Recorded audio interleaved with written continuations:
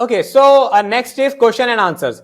Now it is possible that travelers who are visiting hoteloncall.com, they might want to ask you something about your property, or they want to clear the any questions they might have in their mind, they want to ask you. In that case, they might put up the question, and that question will come within your login at hoteloncall.com, where you can review it and answer it. Okay, so how to do that? So once you are logged into your dashboard, you go to question and answers tab. So this is the tab.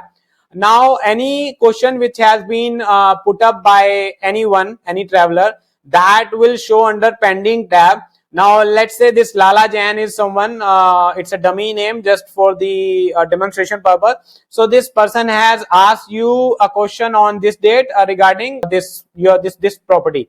So once you click on anywhere over here, it will show you the question. So the question is, do you allow pets? Okay, now you can answer the question, like for example, yes, we do allow pets. Okay, or if you don't, you just mention whatever you want to do and then click on save. So once you do that, the question is moved from pending to answers. Okay, answer tab. Now once you answer it, then only this question will be visible on your hotel listing page. Okay, so let's just go to your hotel listing page. I'm going to refresh this page. Okay, you can see that this question is now publicly available on your hotel listing page.